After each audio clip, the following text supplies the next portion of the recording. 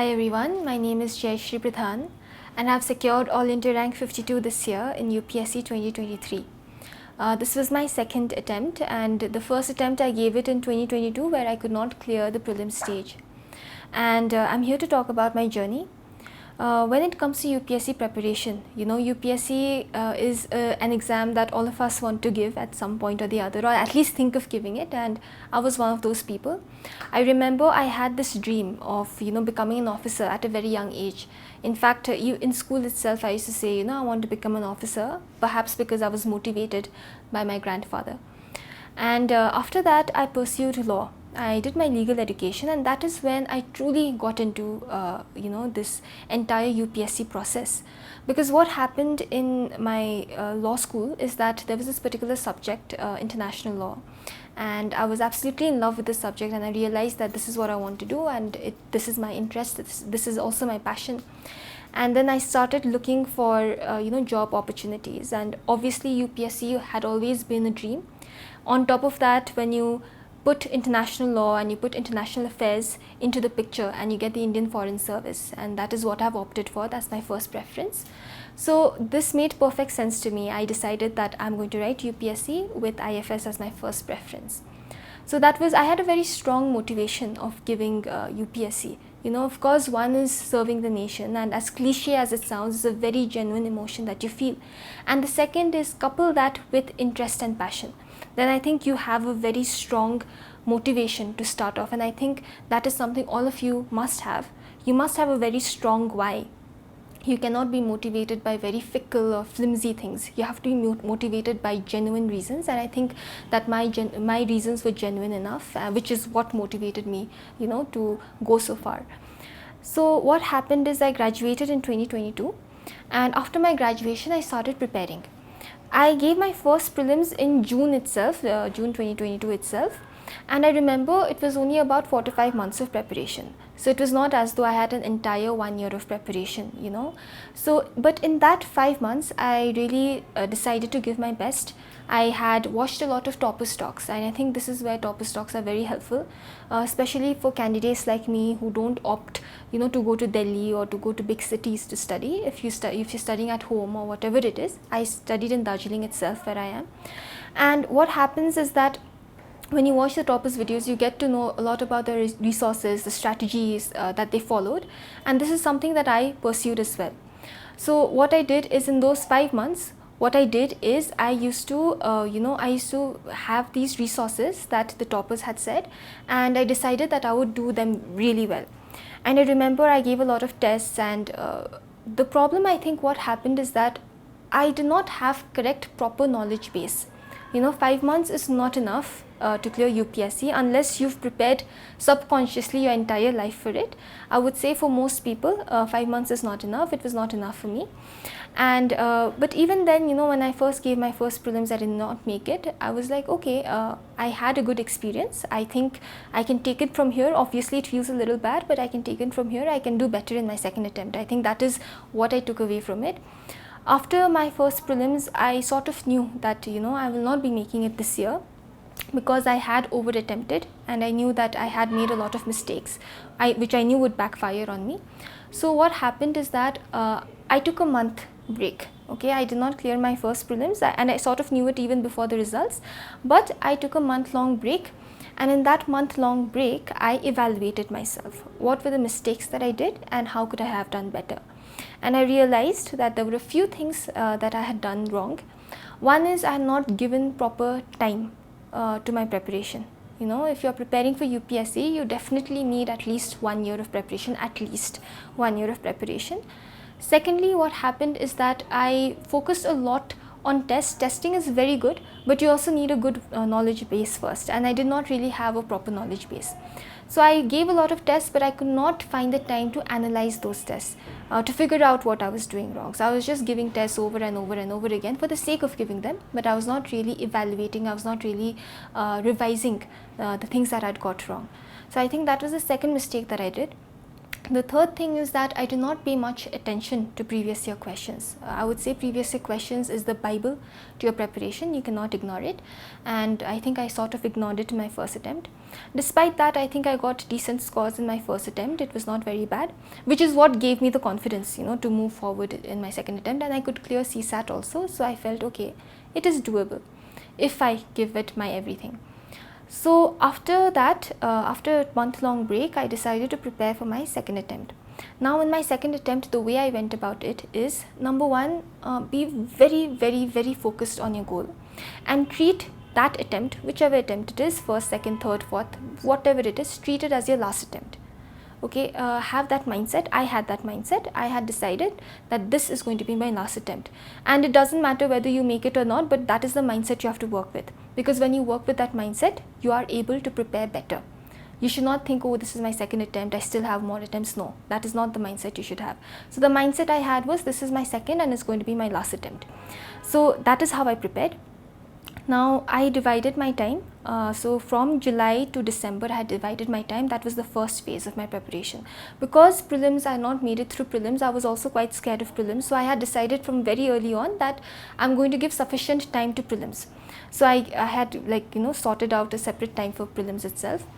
So my journey was that, I was preparing from home. I was studying in my own little room in Darjeeling, and for most of the time I was quite alone. And sometimes, when you're preparing by yourself, things, mentally, sometimes you do feel alone and sometimes you do get lonely.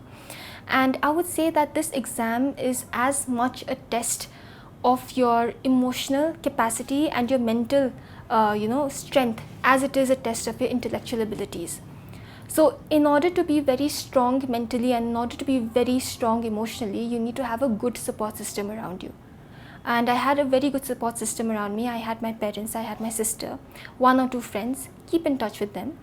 People who believe in you, people who encourage you, people who see the best in you. That is very important. I'm very lucky that I had that. I think that is one of the reasons for my success. Secondly, I would say protect your peace. What do I mean by that is, please protect your peace in the sense that don't go around telling everybody that you're preparing for this exam. I didn't. I think it is important in the sense that, when you don't go around telling everybody, sometimes people tend to discourage you, or people tend to tell you that it's not possible, it's difficult. So try to avoid negative people in that journey. And secondly, work hard in silence. I remember when I cleared this year, when I put up my photo, in the social media platforms, I put it with the caption, work hard in silence, let success make the noise, because that is the mantra that I followed. I worked hard in silence and I protected my peace. The second way to protect your peace is by being very mentally strong. You can do that by meditating. I used to meditate a lot. I used to meditate daily, and being very positive about it. Don't think negatively. Don't worry so much about the result. Okay, one way to be very mentally strong is to detach yourself from the result. Because the more you think about, the result and whether I'll make it or whether I'll not, you'll not be able to study well, and you're doing yourself a disservice. You're not doing yourself a favor, you're doing yourself a disservice. You will not be able to study well. So detach yourself from the result. Don't think about it. Just focus on doing your best. And the third way, the other thing you should do is, don't worry so much about the competition. We hear so much about how this exam is very competitive, and it is very competitive. But if you worry about the other lakhs of students who are also preparing, if you worry about what they are doing, how they are studying, how much they are scoring, then you won't be able to focus on yourself. So I was very focused on myself. My main competition was not the other lakhs of students. My main competition was myself. What are my strengths? What are my weaknesses? And how can I improve them? That is also another mindset that you must keep in mind. And this is how you go about the entire preparation throughout the year. Now, when it comes to giving the actual exam, right, whatever you do throughout the year, that is about I would say 60% of the job. 40% of the job depends on how you maintain your composure on the exam day. Because if you lose your cool, if you feel very nervous on that day, and if you feel that you are forgetting everything, then even though you may have worked very, very hard throughout the year, then you may make some careless mistakes on that day, which could cost you an attempt. So 60% is what you do throughout the year, 40% is what happens on that day, which is why again I want to focus on the mental strength aspect as well. So what you do on that day is, whatever you've studied, say tomorrow is the exam, whatever you've studied. Now even if you try to cram, it's not going to do any good. So try to get a good night's sleep. I remember, I would just try to sleep. I would not try to cram so much, and I would sleep, and then the next day I would give the exam. And don't expect it, in fact don't have any expectations, because I remember this year's prelims, when I gave, I was very disheartened. I saw the paper and I saw that the pattern had changed, the questions were very difficult, and I remember my father was there with me, and I remember after the exam I went to him and I said, I don't think I'll be able to make it, and I was very upset. And he told me that, you know what, if it's difficult for you, it's difficult for everybody else. So you go ahead and you give the second paper with ease. So that put my mind at rest, and I went ahead and I gave the second paper. And then I came out and I was still quite disheartened. I thought that maybe this year it's not going to happen for me. So I was a bit disheartened. So this happens. It might happen with you all also. You'll go ahead with certain expectations, and then when you see the paper, you'll feel, oh, it's so difficult. Maybe I won't make it or not. This is where the detachment factor comes in. Once you give the exam, forget about it, because the result is out of your hands now. So don't worry so much about the result. And I remember, I just went in and I slept, and for a week I did not study too much. Obviously I made a few plans, and I decided what am I going to do if I do make it, and what am I going to do if I don't make it. I had a rough idea, but thankfully I made it through prelims this year. And now look, this was my mindset.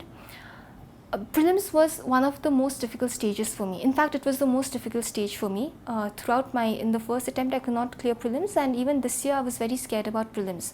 The way I was not this scared in mains or even in interview, but I was very scared of prelims. So for me, prelims I think was the main hurdle, and when I cleared prelims, especially this year's prelims, which is very difficult, I made a promise to myself that I will clear mains this year no matter what happens. I have to make it to the list, because I don't want to write prelims again. So that was the mindset that I had. So you see, I had this very do or die approach. I have to do it. You see, it was like this, I had this intensity in me at the time during mains that, I have to make it no matter what. So those 3 months, in between prelims and mains, the way I've worked hard and the way I've practiced and the way I've dedicated myself to this exam, I think I'm very proud of that looking back on it. And I think that is something that I actually even enjoyed, because there is a certain sort of fever that is there. There's a sort of fever, that there's sort of this you have this sort of spirit in you that says, I have to make it. And I remember putting in those hours, because in those 3 months you do have to put in those hours, you do have to make those sacrifices, and I'm glad I did. I remember even your mains, just like your prelims, don't go with any expectations, because not all of those papers are going to go 100% well for you. Some papers are going to go really well and you're going to feel very happy, and then some papers you won't be doing so well, and that happens with every single one. I guarantee you, it happens with every single one of us. It happened with me also. In fact, it happened with me in my optional paper, and optional paper is supposed to be the backbone of your mains, right?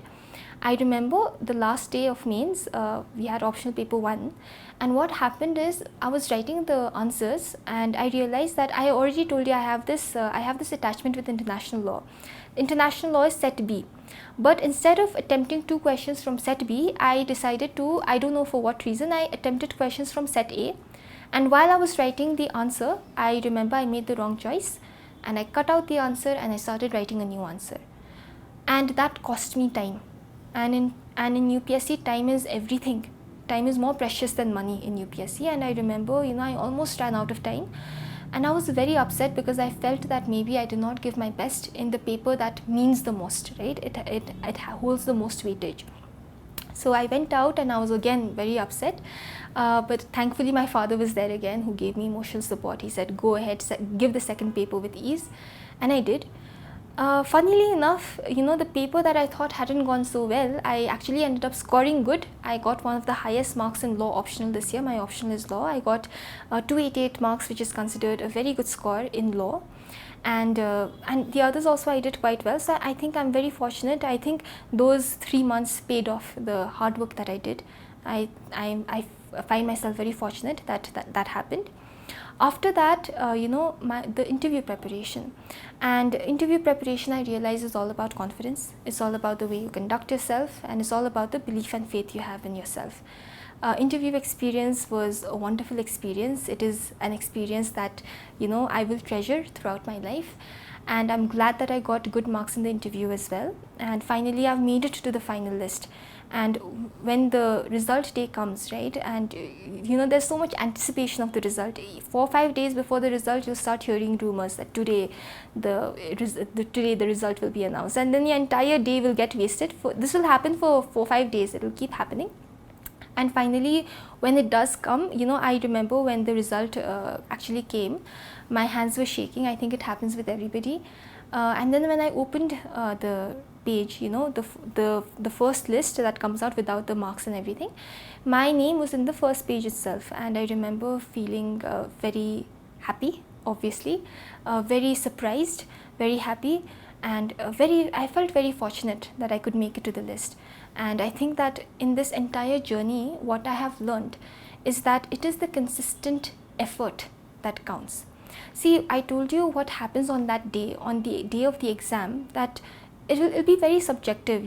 Sometimes you will feel like you've not done very well, but it will be in those papers that you would get good marks. And in some papers you will feel, oh, I've done amazing, but in those papers you may not get very good marks. So what I realized is you cannot predict what happens on the exam day, but it is the consistent action that is going to matter. The things that you do consistently throughout the year is what is going to push you through the entire journey. So one advice that I would like to give everybody throughout this journey is be consistent, detach yourself from the result, don't worry so much about it, and just keep doing your best and give this attempt, whichever it may be, give it as your last attempt. And all the best to you all.